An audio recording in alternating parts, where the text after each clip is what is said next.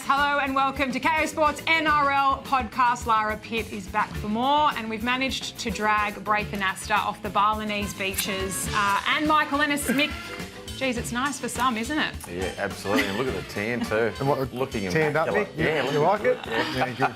Couple of trips for you already this off-season. Of course. Well deserved. You've been busy all year long, so post-season celebrations. celebrations. Big year, so it's the only chance I get to go away in that little window, and we always go to Bali. Love Cocktail Bali. of choice. Yeah, it is. It's just easy. I've been there a million times. 1 week was a training trip though. What sort of training? Like we bar train at the twice bar? a day. Yeah. Then we'd have a nice dinner, maybe a few cocktails, but then we had a trip with the family as well with the kids. So good break. It looks good to be back there. It looked like fun. We were living vicariously through the social posts just back providing in. for you. We were working on the Pack Champs and the Ashes. Oh, you did a bit of Ashes, didn't you? I did. Did the first couple of games. You were commenting on our outfits back here, I think, from the bar. You look good though. No. Cooper's suit, actually. You loved Cooper's suit. That was one of his best. Yeah. What do you look like? I'm trying to think of what Miami Vice. Miami Vice, wasn't it? It was very unlike cream, Cooper. A couple of suits that have been retired. Oh, yeah. There's been a couple. You'll go to a funeral if you do. There's been a couple. You were the priest. You are one for a flashy suit, Braith, so I'm not sure you should comment. But Mick, when I said it's nice for some, because you've been keeping very busy in the pre-season summer heat at the Dragons. Yeah, it's been awesome. Yeah, it's been great to get down there with reunite with Shane Flanagan and knuckle down. Obviously, not where we wanted to finish in the season that's just gone, and boys are working hard. So it's been great. There's some exciting times there. Obviously, a couple of new signings there, but some great young kids and some players there that obviously had some injuries that have bounced through that tough period and healthy and training well, and obviously the big centre of excellence ahead of Vegas as well. So a big couple of months ahead for the club. We're going to unpack that a little bit later. Yeah. But I love that you're saying we already. Yes. Like it's clearly the Red V's. Very Dragon-centric, isn't it? Yes. What do you mean? I'm partial. I'm gonna keep it very impartial. It's like I'm not here. Yeah. I'm sure you'll make up for it, Braith, because you love that club, don't you? Yeah. All right. Let's get into it, guys. And oh boy, things have imploded at Tiger Town. Yeah. It normally takes up a huge part of your show, the West Tigers, but it was really nice this season that it actually was for positive reasons, and now it looks like we're back to square one. It's crazy, isn't it, Lars? We cover it a lot on 360 for good reason, because they're always in the media. And the past few years it's for the wrong reasons, and this year just seemed to be on the improve. And with the signing of Luai, the improvement not coming last this year, the way they sort of improved on field too. It wasn't so much just on the ladder, the way they played. They played an expansive style. They looked better than what they had in previous years. They've got a good crop of young players who are on the rise, and again, it's the same old story, Like, I know the fans, because, of course, like you said, we cover it on 360 a lot. And because of the negativity, the fans get the shits with us. And on this occasion, though, they've had enough. The situation there with the Holman and Barnes group, they own 90%, I believe, but the decisions they've made that really no one saw coming have shocked everyone. And I think a lot agree that at this point right now are unnecessary, Mick. Yeah, it's a shame, isn't it? Because it's such a critical time for them. We know that you need to win as a footy club. Everything revolves around winning in what we do. And there was signs of improvement, and there is some good young kids coming through there, and there seemed to be, for the first time in a long time, some stability. Yeah. And that's what you need in a footy club. And if you look at the great clubs, you don't hear stuff out of Melbourne. You don't hear stuff out of the Roosters. A lot of those top clubs, Penrith's another, where they keep a lot of their stuff internal. And unfortunately for the Tigers, it's just a real poor timing given the contractual situation around Jerome Luai. Yeah. And their other marquee man in Jareen Buller. Boy, they just can't afford to lose him after what they went through this year with Lockie Galvin as well. The other factor is the Shane Richardson situation, and where that's going to land. The experience in such a critical role is absolutely vital. Absolutely vital. There is so much more to that GM of footy role than what people think. There is so much that goes into it. And relationships are absolutely key. They're paramount in that. And Yeah. It'll be fascinating to see where it lands. But the issue for the Tigers, and has been for a long time, is the constant divide around, is it Balmain or is it West? That's what it all comes down to. And that's what it's come down to again. So ultimately, the Holman Barnes group have gotten rid of Barry O'Farrell, the chairman, and the 3 other independent directors. So those people were there as independents to keep it on an even keel. It doesn't make sense. And now it looks like, the majority owners are, the talk is that they want to see the club return to being the Magpies, which, Peter V'landys is going to be right across. And by all reports, we want to protect the integrity of the game, and the way the fallout it damages the look of the game. Yeah, I think some egos have got to be put aside here. It seems like that is the case. Not directly Holmans and Barnes group, I don't know, but the 4 independent board members being pushed aside, who really have no bias towards one or the other, which is what this club has been searching for so long. You look at Leichhardt, and you look at Balmain and their fans, and who turn up every week to watch their games, and how passionate they are, and that's the epicentre there of Balmain and their games that they do play there. You've got the West, Campbelltown, where you have big area. You talk about pathways and development, and so they've got it covered there. You'd think it'd be a recipe for success if you add those 2 together. Now, the problem for me here is you've also got Shane Richardson, who I think's done a really good job there. If he's come in, they've improved. He's been there, he's done that. He won the comp at South. He's got no bias towards Balmain. He's got no bias towards West Tigers. He just wants the best interest for the club and success, right? For not only, for himself as well. He'd take pride in his own performance, wanting to get results. That's what you do in his position. And here we are now. What I'm hearing is he'll either leave or he'll be gone. And that's going to happen quite soon. That's the reports I've got from speaking to quite a lot of the journos the past couple of days. So where do they go to from there? Who do they appoint that's better than him, that has got more experience than him, that has has more to offer than Shane Richardson in our game, or can improve on last year when they were on the up? The critical part of it too, Braith, is that there seems to be there's a big financial block that's coming from the western suburbs side of things. But at some point, I think the NRL need to intervene, and you don't have to have people that have previously been involved with Balmain and West on your board to move forward and to make decisions. There are so many great operators in this state. Which is what they tried to do by putting the independent... But you can still celebrate your legacy, and you can still celebrate your past without having to have them in powers of position on your board.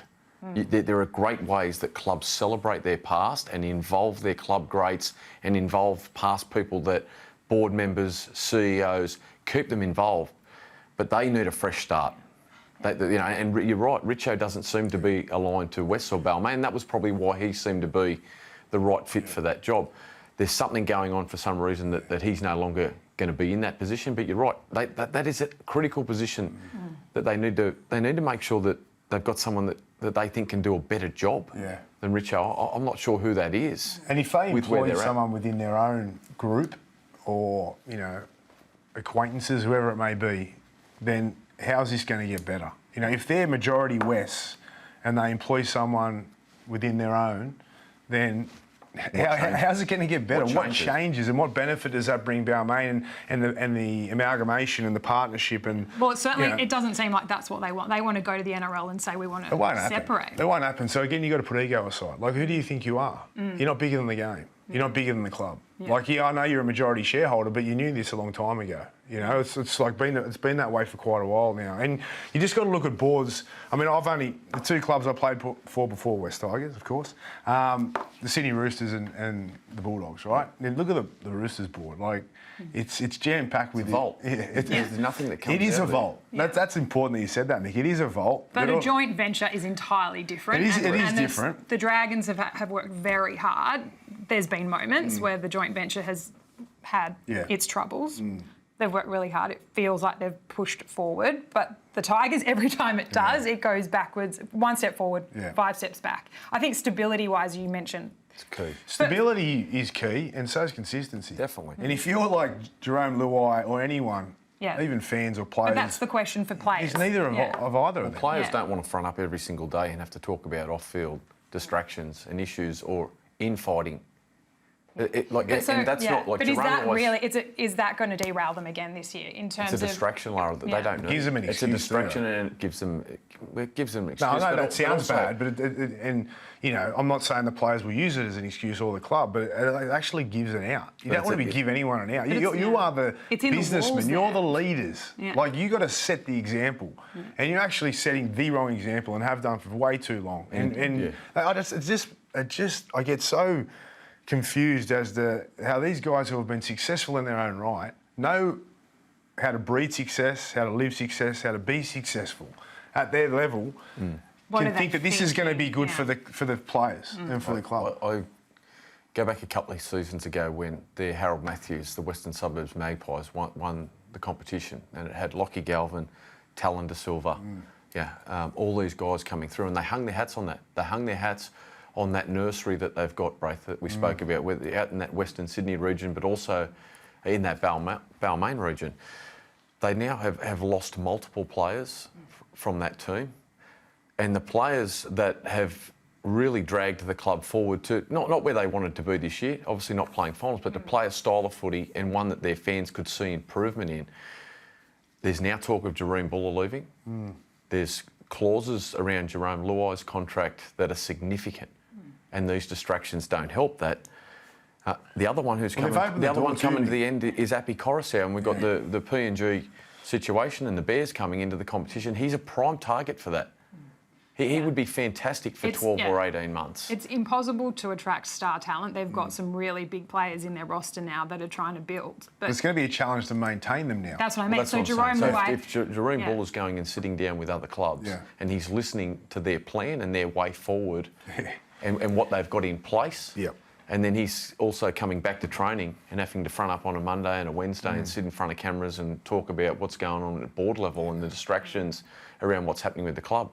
It's an easy decision for him to go, I don't need this. I want to go somewhere where I can win a competition and I can enjoy my footy without these distractions. Yep. Jerome Luai's the big buy that they had, right? And he has been pretty non-committal about his future, though. Like, he hasn't exactly said, I'm here.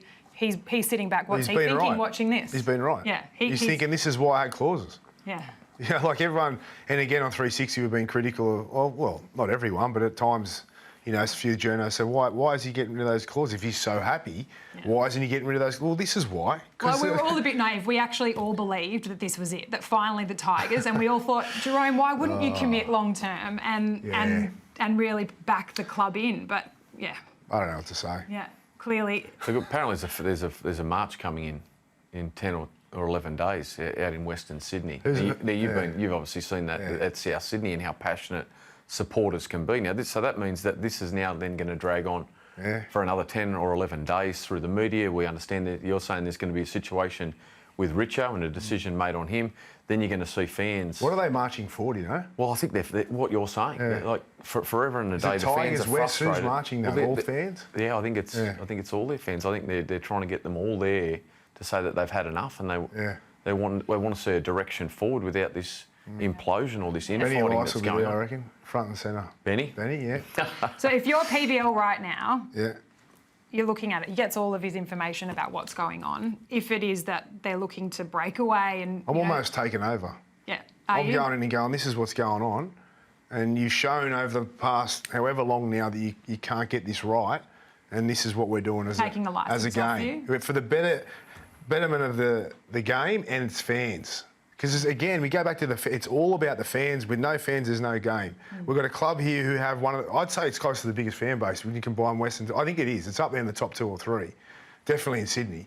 Like, you just can't keep doing this. You're going to lose a lot of fans. You're going to lose a lot of people, and they're the ones that pay. They pay to watch it on Fox and 9, and they turn up through the gates. Peter V'landys has shown how much of a fierce leader he is and businessman. He's savvy. He knows what it takes. He knows how to get this. But he also knows how important that area is to the game, Braith.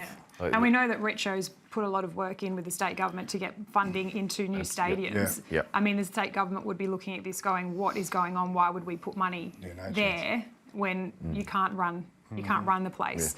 All right, I just think this is going to bubble along and be a huge story over the summer that continues. Also, what is huge and unfolding is over in WA. Our great mate, Mal Meninga and the Bears, they finally get their signings rolling this week. We hear that Toby Sexton is the biggest name that they've got so far. And Mal's got a very long list to still fill. Yeah, he's got a big job. Yeah, a huge job on his hands. Another interesting one this morning, Isaac Fa'asua-Malawi committing to the Bears, which then leads to the rumours around Tino reuniting with Mal. Obviously spent time together at the Gold Coast and have had relationships throughout the representative scene as well. So he needs a Tino. Oh, he does. That'd be a dream get for Perth, but there's a reason. Tino's reason for going open market and possibly leaving the Titans is being competitive as a club and winning premierships. So why would he go to the Bears, who can barely form a team right now? Like, realistically, that's the reality. I don't think that Tino will go there. I'll push back on to, because I had some dealings with Perth around Cameron a few months back, so I knew probably more than most, and I knew who they were trying to get and why they were trying to get them, but I also knew that they had a lot of hurdles in front of them. Like, Mal's had a tough job to do here. Like, they're not starting in Brisbane, and we'll get to the Dolphins, but they're starting a new franchise in a new city who don't really follow rugby league. There's been no compensation given to Perth in terms of money or players or anything. He's going to have to start from the ground up. If you look at the Dolphins had a club there for 100 years. They've had a club there forever. They've got a fan base that already exists. You're going to try and get players to move their whole family to another state on the same salary cap. Yeah, you get paid a little bit of overs, but is it worth it? Are you going to go there with a team that isn't formed? You're probably likely to not have success early on. Is that going to be detrimental to your own career, and is that going to, harm your longevity in our game? There's a lot to think about as a player, and they do need, that's why they were trying to get Cameron, obviously, because you need a big gun like Tino to really start the ball rolling. Attracting the other key talent. Yeah, but it's not that easy. Yeah. I think, my one criticism of the NRL is that the Bears should have had some compensation and help. Because at the end of the day, they were starting from a lower base. The success of the Bears is the success of the NRL, and it's great for Peter and Andrew and the team if the Bears are successful. They can hang their hat on that. But if the Bears aren't, it also falls back on them. So I think it's a bit bizarre that they haven't had a bit more help in that way. I thought that it would have been best for everyone involved in our game if they did have a little bit of help. So you just think financial, because is that what the more compensation? time? Well, there's a combination of everything. There is a combination of everything. Or should they have been given access to players before November 1? I mean, that's what Mal was pushing for. Yeah, I think a number of things like that. Because everyone was on the open market. Could he? Yeah, I mean, that was what he was pushing for. Yeah, definitely. There had to be some sort of loophole in situations like this that gives them a leg up to sort of have success, because it could be a very tough grind this for a period of time. Yeah. Yeah, so when you look at what the players that they could be targeting, and you look at the way the Dolphins did it, there may be players that come off, that are unhappy early next year, or that that circumstances change. But that's a big gamble to be waiting for. In the modern game, for everyone's off contract, Lara. Yeah. That's the cold hard facts of it. Whilst ever there's the rules that are in place, and in a perfect world, you like to think that everyone toes the line, but sides are moving and shaking all the time and looking to balance and juggle their salary cap, and then sides, are looking for certain types of players, and conversations are happening. So agitating someone who may not be happy elsewhere. Well, I just think that there's got to be a real clear blueprint of what type of footy side Mal wants to look like, and I feel like those players are there. I think Wayne had exactly what he wanted his side to look like, and Braith's right. The Dolphins were set up financially. They had all their sponsorship in place. They had a leagues club that had been highly profitable for a long period of time. So they had all that infrastructure already in place. They just needed to build a side that not only was competitive, but also set the tone for the club of what they wanted their footy side to look like moving forward. So they went after blokes like Bromwich, the Bromwich brothers. They went after Felice Kafusi. They went after Mark Nichols. They recruited young, tough men like Max Plath and Tom Gilbert. And then they brought in, and it took some time for them to land Hamiso Tabuai-Fidow, but they were patient. They missed out on some big stars like Mal's going to do over there. But they knew what type of player they wanted, and they were patient until they got him, and he became their draw card, their superstar, their jersey seller, Hamiso. If I'm Mal, I'm going after blokes like Connor Tracy. I'm going after Cody Nikorima to play with Sexton. I'm going after Corey Jensen, who's been an unsung hero at the Broncos behind Haas and Carrigan. I'm going after Ray Stone, those type of players that their side know their fans know will be competitive every week. And then a couple of big and then they've got to land a Tino. They've got to land, a hammer. I think the hard thing is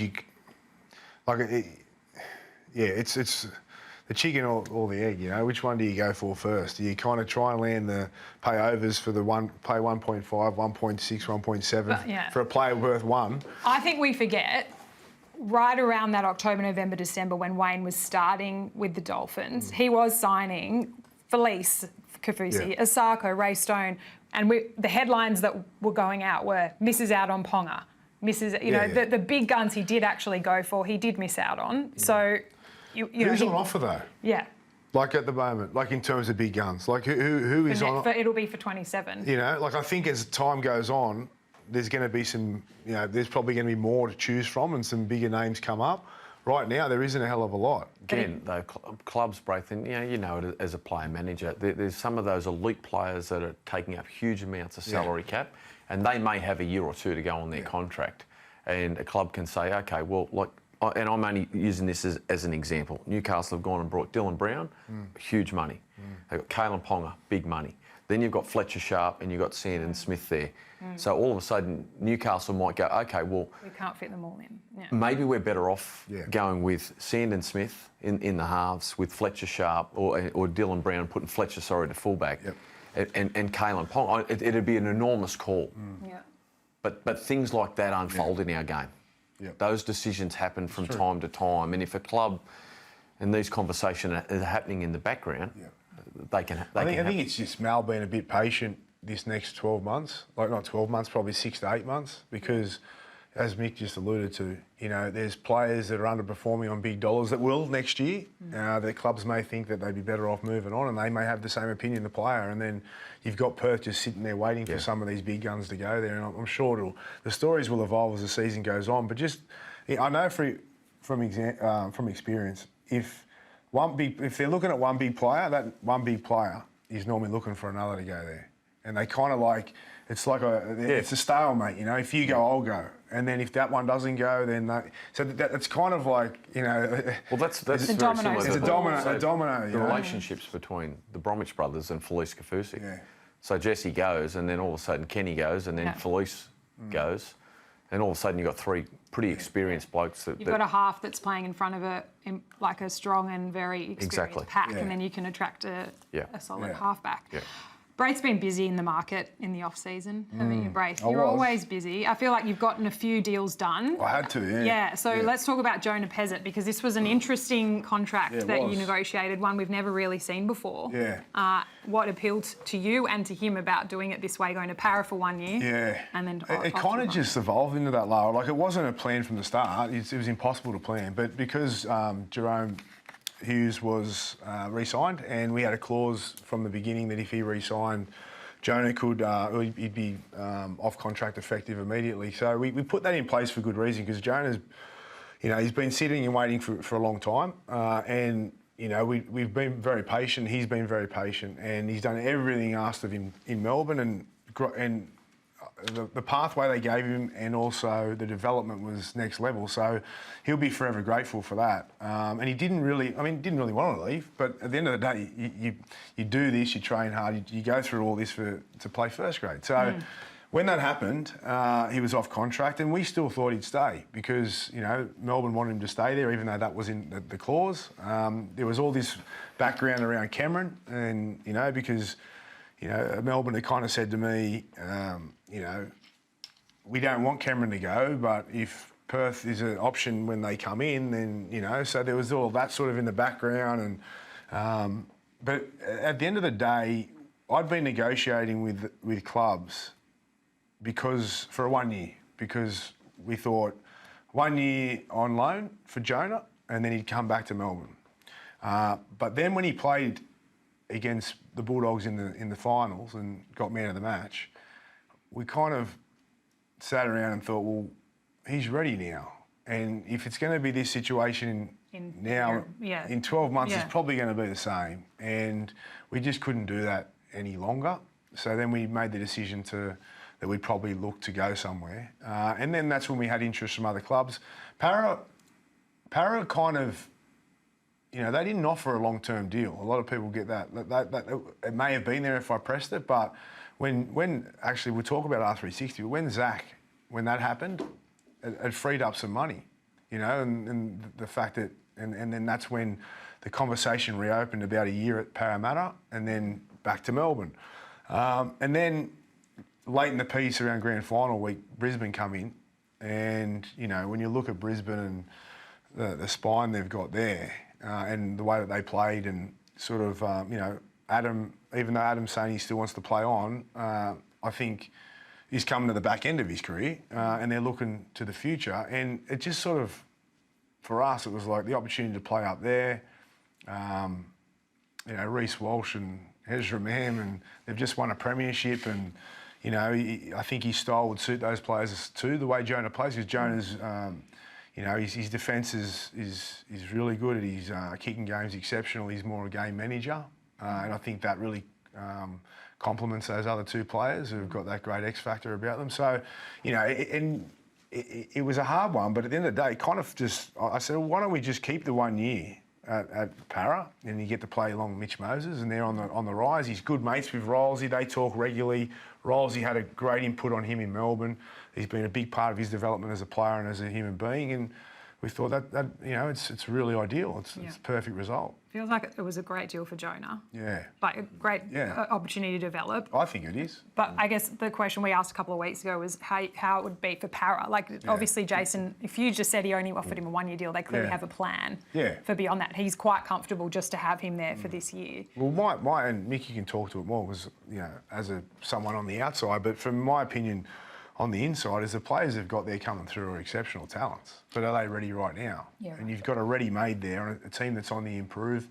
And I think the thing that I know that others don't about Jonah, you look at players and what they bring to a club, not only on the field but off it. He is the ultimate professional, and trains his arse off, and brings those standards and expectations from Melbourne. He'll be bringing that to Parramatta, and Rolsey knows that, and his competitiveness is second to none, and I know that. So, but if you just kind of put all the emotions aside and taking people's spots and all that, he's going to be better for the team and the club, in my opinion. And it's pretty good forward planning for the Broncos. We're talking about how the Bears are trying to attract players, and if they're looking at the succession plan for Adam Reynolds and having a young half that's going to get great confidence playing with Mitch this year, it makes it exciting for Brisbane. It is. It's exciting for all parties. So I suppose the only downfall of it is if he succeeds so well with Mitch that long-term future Jason's at coming back to you. is not there. But for their fans, I mean, it's been heartache for 30 odd years trying to win that premiership. And you think of that spine. Yongi was outstanding for them this year. Too, man. And you throw him in with Mitch. Like, Mitch has played.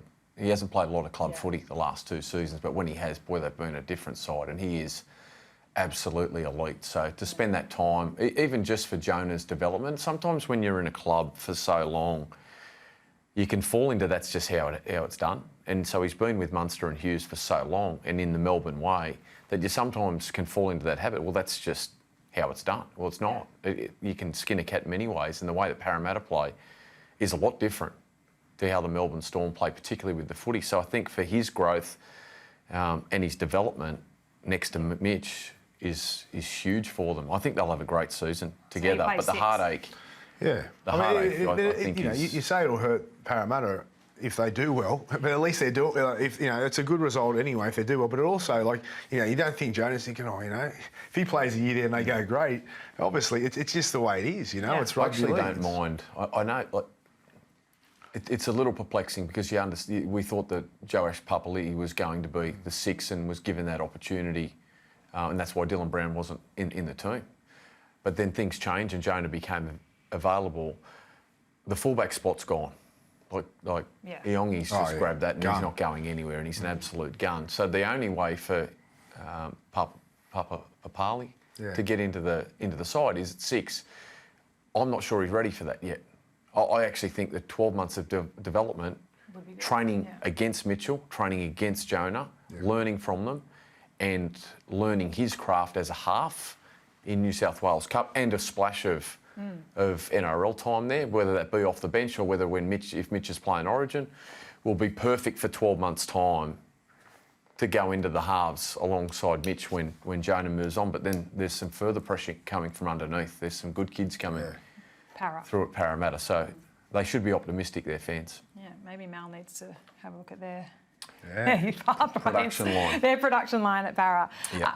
Well, R360, that was a huge story for the early part of this off-season, but now we hear that it is going to be delayed to 2028. Is the threat gone, Braith? Is it over? Can PVL calm down now and stop handing out 10-year bans? The threat's not gone, but for now. For now. It's so interesting. I know it was real because, the only time I've heard from Buzz this off-season was to see if Cameron had a meeting with R360 when he was on the tour, the Ashes. But I know for a fact it's real. Yeah. So it's there. But I think, R360, their biggest mistake was their timing. They've tried to start this global competition, 18 months out from a World Cup. From a World Cup, right? So none of the rugby players are jumping ship right now. They're not, right? And these rugby players they are paid very good money and they travel the world anyway. So the advantages that rugby league players have and the carrot that gets dangled, travel around the world, tax-free dollars, all that sort of stuff, it's more appealing to us as a rugby league player than a rugby union player. But we aren't making up the majority of the numbers in this competition. Exactly. We're sprinkling a couple of our big names. They are relying on rugby union That's stars. Right. And what they've tried to do is, kind of land some big fish. And before they've got their business strategy, proposal, schedule, budget, probably whoever's financing it and the equity, whatever they're getting their capital, so wherever they're getting their coin from, are looking at this thinking, well, you've hardly signed anyone. You've got the World Cup here. The rugby league players aren't exactly jumping ship straight away. Everyone's put in regulations, rugby league and the rugby union, in terms of what happens to the players if they do go. So, it was just poor timing. But it is real. And I do think it'll be back in 2028 because it'll be better timing for them. But Peter V'landys has done a good job in the interim.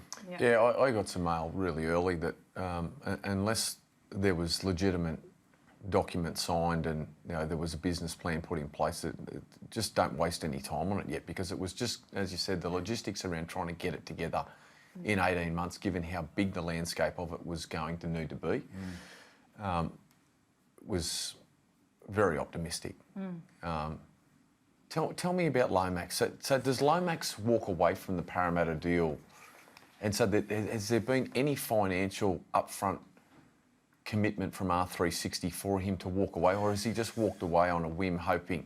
Well, I heard a rumour that they'd signed like an agreement as such, but it was worth nothing, really. So there's no so there was no. I don't think you get. I don't think so. I mean, I don't know. I actually don't know the intricate details around that because it's so sensitive. Lomax's manager is, he's wiped his hands with it, so no one's ever going to know what the agreement was or what they signed or whatever. But I've just. If there's just in his prime. If there were two players, though, before you get to that, if there were two players in my mind who would have signed with R360, it was Lomax and Pappenhausen. They're very eccentric guys. They do things their way, and they make that very known by the way that they kind of operate, right? So when I heard it was those two, because really you got to have balls to make that call, regardless of what you think of, Zach, because Pappenhausen hasn't been confirmed as being a deal there, or if he's going there or not, whereas Zach sort of was, right? But take that all away, it's a huge risk. And it's 2.5 years away now from if it happens. Yeah. So That's for a long Zach, time. what does and he's he in do? his prime. Like he's walked away from a deal at the Dragons Wales, where he wanted to play centre. Crazy, eh? Went to Parramatta, had a small window of the season at centre, went back to the wing where he's playing his best footy. He's at the right age. He's playing representative footy. He was... But is it done? Do you see a world where he changes it now that the goalposts have completely shifted? I honestly believe he'll be back playing. NRL? Yeah, I think he'll be back playing. That's my gut feeling. I feel like he'll be back. Now, the only hurdle around it is the legalities around him at Parramatta and not being allowed to play for anyone other than Parramatta for the next few seasons. But they've said that they'd have to get compensation if he did go somewhere else. Which I think will happen. And I think if you put if you just say put manager's hat on for right now, it's either he goes back to league, which is to swallow that, put your ego aside and swallow that pill that, and go play for another team. That's a big possibility. But, there's opportunities. If he wants to go to R360, he wants to possibly play for Australia in the World Cup, he can play for any of the teams here and I'm sure they'll take him, although it's on a lot less dollars. Or he can go over to play in France, or he can play in Japan and earn just as much. Get a bit of rugby under his belt before he plays. That's right. And that would be what they'd be weighing up right now, is what path they do take. Where does he want to land? In terms of money, if he stays and plays here in rugby, he's not going to earn nowhere near as much money. If he goes over there, he'll be fine. But, it's for him, again, I'm just giving people perspective, watching or listening, is that, he would have home loans. He would have the money you earn in Super Rugby is nowhere near what he'd be earning at Para. It isn't.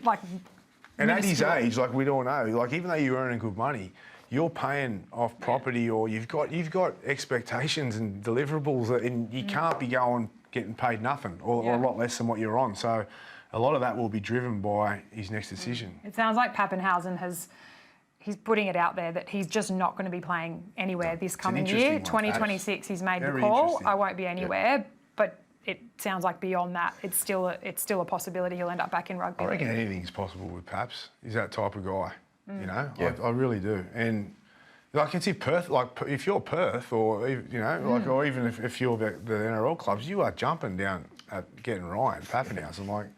You really are. But then, does he want to have the year off to kind of the rumours, get his mental health right and reset and take care of his well-being and do other ventures, maybe business ventures, who knows? But he can do what he wants. Yep.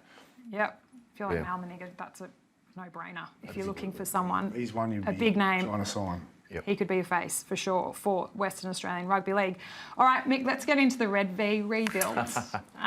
My favourite part on the rundown. Mick, how are things going in the Dragons? You already touched on it, a brand new centre of excellence about to be opened. Yeah, not far away. Obviously, Vegas against the Bulldogs is two extremely passionate supporter bases.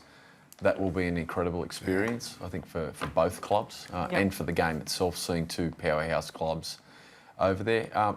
Tough season for them, looking back and digging a little deeper into it. Lost some quality talent there. The two Couchman boys, and just seeing the way that they go about their business there. Dylan Egan, impressive. No Hamish Stewart at the back end.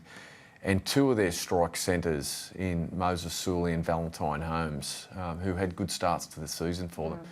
So they had their challenges, no doubt, with injury.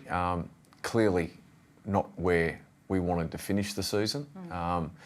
And it's been a tough opening 4 or 5 weeks of pre-season to reinforce that won't be the case next year, and I'm confident that it won't be. Yeah. They've made it pretty clear they want to buy a couple of key players. Yep. What positions do you think they really need to look at? Well, that's for Shane to obviously answer. There's still a few roster spots there, and I think the positive thing with it is having the experience of Daniel Anderson and the relationship, just watching from afar him and Shane go about their business during the day. They're working hard together to try and fill those spots. But just talking about what you were saying there with Mal and the patience around it, it's important they get the right people. If you're going to invest long term and you're looking at a long term plan of sustainable success, it's not necessarily about what's quick and flashy. It's about long term, getting the right person there that's going to make the team and the club. That's the big thing. The club better. The club's in a good spot. Yeah. That's the one thing I've noticed. CEO's done a great job there in a short period of time, and there's some real stability there with people surrounding the club and also at board level. And as we said, there's an exciting time with some really good leaders there at the moment that are setting the way. Gutherson, Holmes, Cook, these type of guys have come back in motivated and good physical condition to attack the pre-season and chase that improvement. Yeah. But then this crop of young talent that's coming through from both St George and also the Wollongong, Gerringong region, I haven't seen kids so invested, hard-working and love what they do. I think if you're going to have success, Braith, you've got to love what you do. Since we at the Bulldogs had Josh Jackson and Dale Finucane and David Clemmer and these type of kids come through, Josh Reynolds, that was a great period for us at the Dogs, having those guys coming through. And I have these blokes up there with them. That's Hamish so Stewart and Dylan Egan, two Couchmans, Hayden Buchanan. Where do you see, Mick, like this year, like you said, so many close missed opportunities, right? And one thing you can say about the Dragons is they fought hard in every game, you know, like it may be one or two, but the majority of it they were, which is what you think, to be honest, that's what you want out of your team, right? But what's going to take them from just the fighters and those guys that are just on the edge who couldn't get the job done to semi-finals and success? I like what I've seen from Atkinson. Yeah. I love that he's had to go the hard way round, Braith. I really like that. I like the fact that, you know, at an important part of his development and you know, he's just spoke about Jonah being ready. He's had to sit there behind Hines and Trindle. He had to sit as 18th man at Sharks games pretty much so the whole year. Just feeling his energy in the team has been infectious on a lot of guys. And I like the bloke that's had to scrap for his spot because he's hungry. What sort of... I agree with you. I think... How are they going to play the halves? I know you can't give away too much. Yeah, but what do you I think Shane's see? been pretty open about Atkinson being the halfback or given first opportunity to do that. I really liked what I saw from King Tonga. He had a tough back end of the season. Yep. Obviously, first year there. Better for that. Absolutely. And he showed good signs. And they had to do it without a lot of that cattle that I just spoke that was injured. Kyle's training extremely well. Him and Daniel Atkinson seem to have a really good chemistry together. But I'd like to see, and I'm really hopeful that we can activate, Cook more out of 9, Little more out of 9. The game's fast, and we've got some good young athletic middle forwards. And I feel like we can compensate that with some speed around the ruck as well. Hamish Stewart is... I remember watching Cameron Murray a couple of years ago, going 5-6 years ago, out in the Charity Shield, out at Mudgee, and I went... There was just something about where Cameron Murray was the year before to where he was 4 or 5 months later after his pre-season. The same feeling, huh? Hamish Stewart's... Important one to retain at the club. Yeah, he's very good. Well, any young kid that has the attraction at the moment from Brisbane, Penrith and Cronulla, you know that you've got a pretty decent one on your hands. But just the way that he's applied himself to his training and just watching his ability and how he unlocks certain parts of our attack through that middle part of the field is very, very impressive. Well, I'm sure Flano's loving having you back there, Mick, to even him out a bit and keep him happy. He looked a bit stressed last year. Is he all right? I was worried about him a few times, and they crossed to him, Yeah, he's pacing. I'm sure you were so worried. Very worried about him. He was pacing. It's actually still worried me in the off-season. I'm sure. All right, let's get to... great to hear. I think Dragons fans across the country will be very happy with that report. Finals looking footy forward, for the Dragons, eh? Improvement. What do you reckon? Great improvement. We tipping finals? Mick is the missing piece of the puzzle. Okay, all right. Then let's get to our fan feedback, and probably the first question is a good one given. Mick, you're an assistant coach at the moment. Yep. I'm asking both of you, are you guys thinking about coaching NRL teams one day? I don't know if I think Braith's too much of a TV superstar now to ever give his... You can't go to Bali in October if you want to be an NRL coach. Yeah, well, I like my Bali trips too much. This one's for Mick. This one's for Mick. I thought about it, but no. Yeah, definitely. Yeah, it's definitely something that... I remember having a chat with Wayne Bennett when I finished playing, and we spoke, a lot of things in life, and he said, dip your toe in. A lot of people do that, and then the fire dwindles, and you'll know yourself if it's something you wanted to do. And I've been really fortunate that I've had the opportunity to learn from some great coaches and at some clubs in recent years to see where that fire took me, and that's definitely something that, I'm keen to do at the right time and right place. Okay. All right, let's get to our next one. Maybe make this a short answer because it's going to be too long otherwise. Adam is asking, should the NRL end the West Tigers' marriage and let Holman Barnes own and run the Western Suburbs Magpies? No, you've said that. Yeah, I said it earlier. It's bigger than the game. Fans are bigger than any of this, and we can't let them run away with it. Just I look totally from a performance point of view, and the amount of work that the NRL have done in Heartland, Western Sydney, and need to continue with the other sports trying to, knuckle their way into those areas because of the amount of talent and amount of sport fields littered on Saturday mornings with Rugby League. We can't afford to lose Leichhardt, and we can't afford to lose that Western Suburbs region. No one is bigger than the game. Yeah, it's too important. Well, this is a perfect way to finish, I think. DWM, not sure what that stands for. What is BA's ab routine? Stitch up.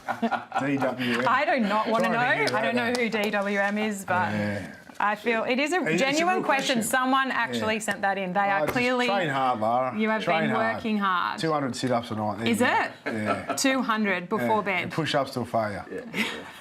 You don't believe me? Is that how it works? That's What's failure? You know what? To back that up, he said tonight he's going to video himself in the lounge room doing 200 sit-ups. He's going to post it to Instagram. Please do it, because I do that anyway. So do you? Check it out if you want. Because I feel like it would be hard to maintain that physique. I think my kids want us all to have six packs. It's hard. It is hard. Not possible. It's a bit of time and sacrifice and hard work, And not too many beers. I don't drink beer. Don't drink beer. There's a big one. Vodka, lime and soda, there you go. Oh, that's the skinny, they call that a skinny something, I can't say it. Okay, good, I'm glad we solved that. 200 sit-ups. Mick, get to work every night. He's still in shape. You are. Chasing the young kids around. Yeah. All right, we've had a blast. Michael, Ennis, get back to Dragons pre-season. Thank you. Braith, and back to Bali for you. We'll see you again and next time on Kayo Sports NRL Podcast.